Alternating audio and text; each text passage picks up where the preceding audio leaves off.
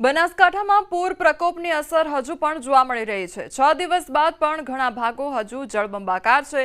વાવ તાલુકાના ભાટવર ગામ હજુ પણ જળબંબાકાર છે। ન્યૂઝ 18ની ટીમ ભાટવર ગામ પહોંચી છે। પૂરના 6થા દિવસે પણ ભાટવર ગામના હાલ બેહાલ છે। સ્થિતિ એવી છે કે ગામમાં પાણી ભરેલા હોવાથી વાહનો જઈ શકતા નથી। તેથી લોકો હવે બળદગાડાનો ઉપયોગ કરી રહ્યા છે। લોકો બળદગાડા લઈને ઘર વખરી અને પશુ માટે ચાર લેવા નીકળ્યા છે। તો ભાટવર ગામના દ્રશ્યો સામે આવ્યા છે કે જ્યાં હજુ પણ ઠેર ઠેર પાણી ભરાયેલા જોવા મળી રહ્યા છે। તો ગામના જે લોકો છે તે લોકો બળદગાડાનો ઉપયોગ કરી રહ્યા છે। બળદગાડાના સહારે ગ્રામવાસીઓ છે તે અત્યારે ઘર વખરી લઈને બહાર નીકળી રહ્યા છે। બીજી તરફ પશુઓ માટે જે ચારો લાવવાનો છે તે પણ બળદગાડા પર નીકળીને અત્યારે લાવી રહ્યા છે, કારણ કે ચારે બાજુ પાણી જ પાણી ભરાયેલું જોવા મળી રહ્યું છે। તેના કારણે લોકોને પારાવાર નુકસાની વેઠવાનો વારો આવ્યો છે। બીજી તરફ લોકોના ઘરોમાં પણ પાણી ઘૂસી ગયા છે। તેના કારણે લોકો હેરાન પરેશાન થઈ રહ્યા છે। અત્યારે અમે સરહદી ભાટવર ગામમાં છીએ। બળદગાડી લઈને ખેડૂતો પોતાના ગામમાંથી બહાર આવી રહ્યા છે। જ્યાં નજર કરીએ છીએ ત્યાં પાણી જ પાણી હોય છે। કાકા જોડે વાત કરશું। બળદગાડા ઉપર ગાડી સાર લેવા આવી દે, ઢોરણ સાર નથી લેવા આવી દે। બળદગાડું લઈને જે છે તે આ પાણીમાંથી આવી રહ્યા છે। ઢોરોને ચાર લેવા જવા માટે જઈ રહ્યા છે। આ કાકા જોડે પણ આપણે વાત કરશું। કયા ગામથી તમે આવો છો? શું પરિસ્થિતિ છે કાકા? કયા ગામ? ગામ ભાટવેર। ઢોર બાર નીકળી કે ત્યાંથી અને જોણ છે એકાદ દોડીને સાઈડ લેવા જાય છે। ઓળખા પાણીમાંથી બાસ લાવો કાપી કાપી માણસની જારીਆਂ અને ધોરણ થાય પૂરો મતગાળ કોઈ ધોરણ છે નહીં ત્યાં કશું। અને તો સરકાર સેવા કરે તો સારું છે, નકા મરંગ ધીમે ઢોર બસા સાઈડ લાવીને કેવી પરિસ્થિતિ ગામમાં? હજુ પાણી બાર નીકળી કે લેડો રોડેથી કંઈ ધરણા રોડે અહીંયા ક્યાંય તલાવ ફરા નાખે એમથી ક્યાંય પાણી માથા ઉપરી જતું એક રસ્તે રોડેથી આગળ તે એકાય પાણીમાં હેડી રહ્યા છે। બળદગાડું લઈને જાઓ? બળદગાડું લઈને જાઓ છો બરોબર, મને જીવન પણ બળદગાડું લઈને જવા છો આવીને પછી ચાલવાના। સાધનો નહીં જતા ગામમાં? સાધન જાતા જ નહીં, ક્યાં સાધન ક્યાંય સાધન લોટવાળા બેઠા ને લોટવાળા બીજ ક્યાં વાત લોટવાળા બેઠા 4 દાડા છે। કોઈ અમારી સેવા આદિ કરવા કોઈ આવ્યું નથી। સરકાર તો કહે છે કે 3 લાખ ફૂડ પેકેટો મોકલે। ક્યાં મળ્યા? સરકાર તો સમજે ને તો કવરમાં ગામ દીઠ આલે ને ઊંઘ તો મરી જાય, પાડ્યા ખાઈ જાય ને ગરીબો મરી જાય ઢેંડા કરી સાહેબ ને કહા એ કહેવાનું ધંધા છૂટી। આ દ્રશ્યો આપ જુઓ। આ કાકા પોતાના પશુઓને બચાવવા માટે ચાર લેવા માટે આ ગાડું લઈને જઈ રહ્યા છે। આ ગાડાની અંદર પોતે ચાર લેવા માટે જઈ રહ્યા છે। આ સીધા દ્રશ્યો જ્યાં સાધનો નથી જઈ શકતા ત્યાં હવે આ ગાડાઓ લઈને જવું પડી રહ્યું છે। આ હાલત છે આ ગામમાં જવાના। આ પરિસ્થિતિ છે। કિશોર તુવર, ન્યૂઝ 18 ગુજરાતી। વરસાદને લઈને હવામાન વિભાગ દ્વારા આગાહી કરવામાં આવી છે, ત્યારે આગામી 7 દિવસ ગુજરાતમાં હળવો વરસાદ રહેવાની આગાહી છે। 4 દિવસ થંડરસ્ટોર્મની આગાહી કરવામાં આવી છે અને 30 થી 40 કિલોમીટર પ્રતિ કલાકે પવન ફૂંકાઈ શકે છે। તો અમદાવાદમાં 25 ડિગ્રી સુધી તાપમાન રહેશે તે પ્રકારની આગાહી કરવામાં આવી છે। आने वाले 7 दिनों के लिए जो वेदर फोरकास्ट है गुजरात स्टेट के लिए, उसमें लाइट टू मॉडरेट रेन आने वाले 7 दिनों के लिए है, जिसमें सारे डिस्ट्रिक्ट कवर है। और थंडर स्टॉर्म की बात करेंगे तो आने वाले 4 दिनों के लिए लाइट थंडर स्टॉर्म की वार्निंग है, जिसमें विंड की स्पीड 30 से 40 किलोमीटर पर आवर के आसपास रहने का पूर्वानुमान है। और टेम्परेचर की बात करेंगे तो अहमदाबाद का टेम्परेचर 25 डिग्री के आसपास रहने का पूर्वानुमान है। और रेनफॉल पूरे मानसून सीजन में 1 जून से लेकर आज 13 सितंबर तक जो रियलाइज हुआ है वो Gujarat as a whole state 27% normal के हिसाब से ज़्यादा हुआ है। और रीजन वाइज बात करेंगे तो गुजरात रीजन में जो रेनफॉल 1 जून से लेकर आज 1 सितंबर तक मानसून सीजन में हुआ है वो 23% ज़्यादा। और सौराष्ट्र और कच्छ में 1 जून से लेकर आज 13 सितंबर तक 33% नॉर्मल के हिसाब से ज़्यादा बारिश हुई है। આજે દક્ષિણ ગુજરાત અને દક્ષિણ સૌરાષ્ટ્રમાં વરસાદની સંભાવના, ત્યારે 1 જૂનથી 13 સપ્ટેમ્બર સુધી સામાન્ય કરતા 27% વધારે વરસાદ રહ્યો છે। સૌરાષ્ટ્ર કચ્છમાં સામાન્ય કરતા 33% વધુ વરસાદ ખાબક્યો છે। और आज के लिए ज़्यादातर साउथ गुजरात और साउथ सौराष्ट्र के डिस्ट्रिक्ट हैं जिसमें लाइट थंडरस्टॉर्म की वार्निंग है। और कल से लेकर डे 4 तक गुजरात स्टेट के सारे डिस्ट्रिक्ट कवर हैं, जिसमें लाइट थंडरस्टॉर्म के साथ जो विंड की स्पीड होगी वो 30 से 40 किलोमीटर के आसपास रहने का पूर्वानुमान है।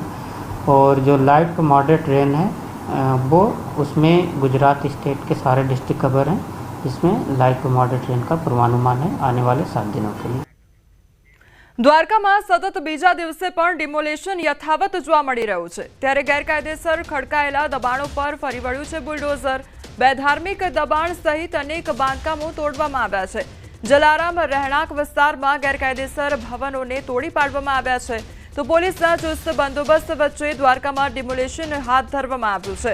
તો દ્વારકામાં સતત બીજા દિવસે ડિમોલેશનની કામગીરી હાથ ધરવામાં આવી છે, તો ગેરકાયદેસર દબાણો જે કરવામાં આવ્યા હતા તેના પર બુલડોઝર ફેરવવામાં આવ્યું છે। સતત બીજા દિવસે આ કામગીરી યથાવત જોવા મળી રહી છે, તો જે ગેરકાયદેસર દબાણો લાદી દેવામાં આવ્યા હતા તેને હવે દૂર કરવાની કામગીરી હાથ ધરવામાં આવી રહી છે।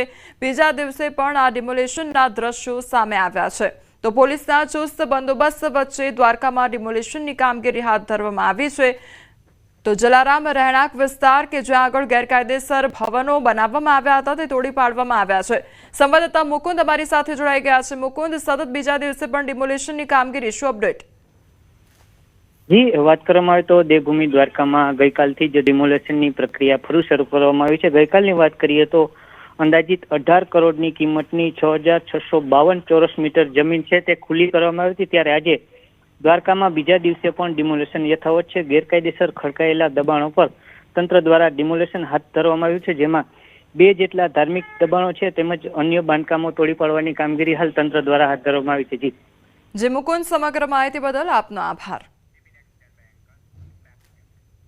ભાવનગર શહેરમાં ખનીજ ચોરીને મદદરૂપ નેટવર્કનો પર્દાફાશ થયો છે। 3 અલગ અલગ વોટ્સએપ ગ્રુપ દ્વારા સરકારી અધિકારીઓની લોકેશન અને હિલચાલની જાણકારી આપવામાં આવતી હતી। અધિકારીઓની ગાડીના નંબર, લોકેશન વોઇસ મેસેજથી શેર કરવામાં આવતા હતા। માહિતીના બદલામાં ખનીજ માફિયાઓ પાસેથી નાણાંની વસૂલાત કરતા હતા। તો ભૂસ્તર શાસ્ત્રી અધિકારી ભરતકુમાર જાલોદરાએ આ મામલે ફરિયાદ કરતા કાર્યવાહી કરવામાં આવી, જે આધારે પોલીસે 3 વોટ્સએપ ગ્રુપના 3 એડમિનની ધરપકડ કરી કાયદેસરની કાર્યવાહી હાથ ધરી છે।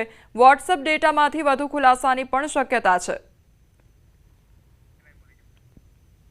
તો સરકારી અધિકારીઓની જાસૂસીનો આ મામલો સામે આવ્યો છે અને તે અંગેની ડિટેલ્સ પણ શેર કરવામાં આવતી હતી। હવે આ અંગે વધુ કાર્યવાહી હાથ ધરવામાં આવી છે અને તપાસ હાથ ધરવામાં આવી છે।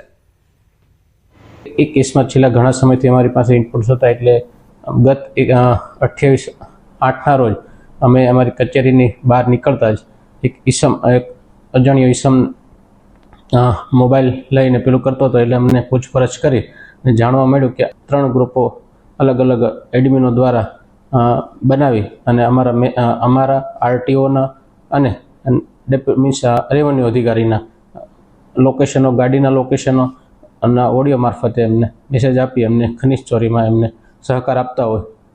ઘોઘારોડ પોલીસ સ્ટેશનમાં ફરિયાદ દાખલ કરવામાં આવેલા છે।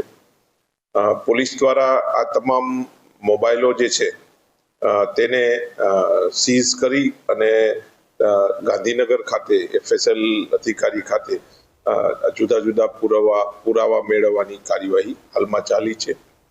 પોલીસ દ્વારા આ 3 ઈસમોને અટક કરવામાં આવેલા છે। ભાવનગરની પ્રાથમિક શાળામાં શિક્ષકે વિદ્યાર્થીને માર માર્યો હોવાની ઘટના સામે આવી છે। વાળુકડ ખારસી પ્રાથમિક શાળાના વિદ્યાર્થીને માર મારવામાં આવ્યો। ધોરણ 2માં અભ્યાસ કરતા 7 વર્ષીય લક્ષદેવ મુરારીને માર મારવામાં આવ્યો છે। વિદ્યાર્થીને તાવ આવતા 4 થી 5 દિવસથી શાળાએ જતો નહોતો, તો કેમ ગેરહાજર હતો કહી શિક્ષકે માર માર્યો અને વિદ્યાર્થીને ઈજા થતા સારવાર માટે હોસ્પિટલ અર્થે ખસેડવામાં આવ્યો છે। 4-5 દિવસથી નિશાળે નહોતો જતો, એને ગુમડા થયા અને તાવ આવતો હતો, એટલે કાલે એને માર્યો છે। આજ સવારમાં મેં એને કીધું કે નિશાળે કેમ નથી ગયો, કે મને સાહેબે માર્યો। એ કે હું સાહેબને 2-3 વાર કહી આવ્યો કે સાહેબ તમે મારતા નહીં, મને બોલાવજો, તમે તારે ન ભણાવો તો બીજે બેહારી દઈશ। આંતરરાષ્ટ્રીય સાયબર ગુલામી રેકેટમાં સુરત પોલીસને મોટી સફળતા પ્રાપ્ત થઈ છે। રેકેટમાં ફરાર ફરતા વધુ એક આરોપીને સાયબર સેલે ઝડપી લીધો છે। આણંદનો નિવાસી અને હાલ અમદાવાદમાં રહેતો અલ્ફાઝ મેમન નામનો આરોપી પોલીસના હાથે ઝડપાયો છે.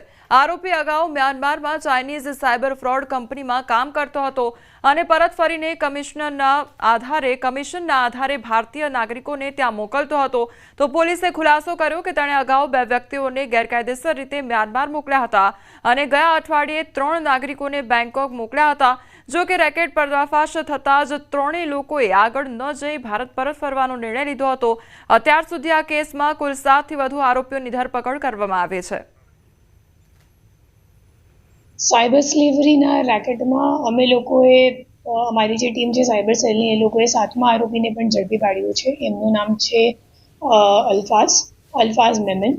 એ અમદાવાદનો રહેવાસી છે અને એમને જે અમે લોકોને બાતમી મળી અને ટેકનિકલ વર્કઆઉટ કર્યું, એમાં એમનું લોકેશન આણંદ ખાતે હતું અને લોકેશન આણંદથી આપણી ટીમે ત્યાંથી એમને લઈને આવેલી છે.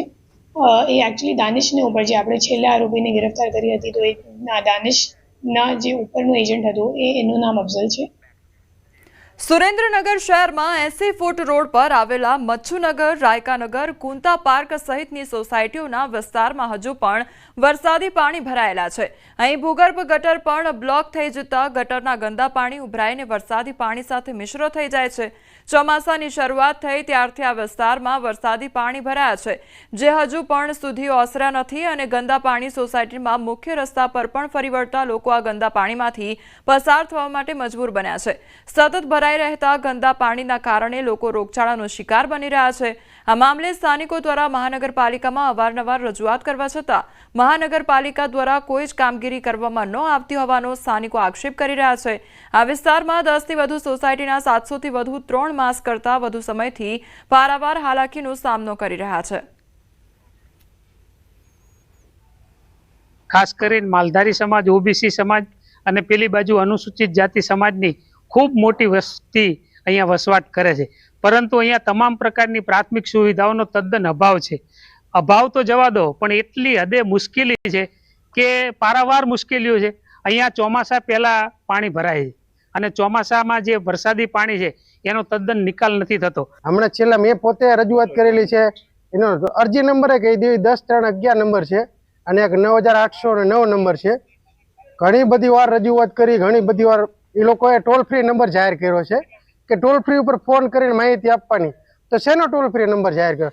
ટોલ ફ્રી ઉપર તો કોઈ માહિતી આપે તો કોઈ એ પ્રમાણે તો કામ કરતું નથી કોઈ. અમારા એટલી ગંદકી હે ને વાત જાવ તો છોકરાઓ બધા બીમાર થઈ ગયા. આ કોઈ સાંભળતું ન. જો ગંદકી કોઈ આજુબાજુમાં કોઈ જોતા નહીં, કેવી ને તોય જેમ તેમ નાખે, કેવી એટલે ઝઘડવા દોડે. નેપાળ હિંસામાં મૃત્યુઆંક હવે 51 પર પહોંચી ચૂક્યો છે, જેમાં 30 મૃતકોના મોત ગોળી વાગવાથી થયા હોવાનું સામે આવ્યું છે. નેપાળમાં વિરોધીઓએ પશુપતિનાથ મંદિરથી પરત ફરી રહેલા ભારતીયોની બસને પણ નિશાન બનાવી હતી. નેપાળમાં હોટલ ઉદ્યોગને 1600 કરોડનું નુકસાન પહોંચ્યું છે. સુશીલા કાર્કીના શપથ ગ્રહણ બાદ નેપાળમાં વચગાળાના મંત્રીમંડળની જે નિમણૂક કરવામાં આવી છે અને અત્યારે નેપાળની જે હાલત છે તે ખૂબ જ ખરાબ જોવા મળી રહી છે.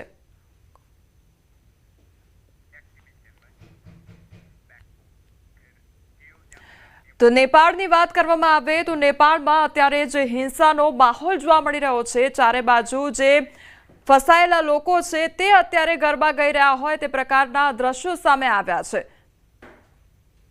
તો નેપાળમાં વણસેલી સ્થિતિ વચ્ચે જામનગરથી નેપાળ ગયેલા લોકો અખંડ રામધૂન કરી રહ્યા છે. આવી સ્થિતિ વચ્ચે પણ ગરબાની રમઝટ બોલાવી રહ્યા છે લોકો. જામનગરના જોડિયા પંથકમાં આવેલા હડિયાણા ગામના 14 થી 15 વડીલો પણ નેપાળના કાઠમંડુમાં આવેલ પશુપતિનાથ મહાદેવ નજીકની હોટલમાં રોકાયા છે. ત્યાં પ્રવાસીઓ અખંડ રામધૂન શરૂ રાખી છે અને ત્યાં ગરબા રમતા હોય તેવા વિડીયો પણ સામે આવ્યા છે. આ વિડીયો જોયા બાદ તેમના પરિવારજનોએ રાહતનો શ્વાસ લીધો છે. કેટલાક યાત્રિકોએ રોમિંગ કાર્ડ એક્ટિવ કરી વિડીયો કોલ મારફતે પોતાના પરિવાર સાથે સંપર્ક કરી પોતે સુરક્ષિત હોવાનું જણાવતા પરિવારજનોના જીવમાં જીવ આવ્યો છે. નેપાળમાં હિંસા છે તે ફાટી નીકળી છે અને સોશિયલ મીડિયા અને તમામ ઇન્ટરનેટ સેવા ઉપર પ્રતિબંધ ફરમાવી દેવામાં આવ્યો છે. અરાજકતા વચ્ચે જામનગરના હડિયાણા ગામના જે વૃદ્ધો છે, વડીલો છે, તે રામધૂન માટે ત્યાં પહોંચ્યા છે અને રાજકોટ જિલ્લાના જે ટીમ છે તેની સાથે આ લોકો ગયા છે. ત્યારે હડિયાણા ગામના જે વતની છે, જેમના પરિવારજનો છે, આપણી સાથે છે. શું કહેશો, કેવી પરિસ્થિતિ નેપાળમાં અને કેટલા લોકો હરિયાણાથી ગયા છે? હરિયાણાથી 15-16 જણા ગયા છે. પહેલા નેપાળની પરિસ્થિતિ બહુ જ ખરાબ હતી. અમને એવું લાગતું હતું કે અહીંયા તો જે સમાચાર રોજ જોતા હતા અમે, એટલે અમને એવું લાગતું હતું, બહુ જ એમાં અમને ચિંતા થતી હતી. પણ રોજ અત્યારે ફોન આવે છે ને કહે છે કે અમને કોઈ જાતની ચિંતા નથી, રામના ભગવાનના નામ લે છે, અમને કોઈ જાતની ચિંતા નથી. શું નામ છે? કેટલા લોકો ત્યાં ગયા છે અત્યારે? અત્યારે અમારા ગામના 15 થી 16 જણા ગયા છે.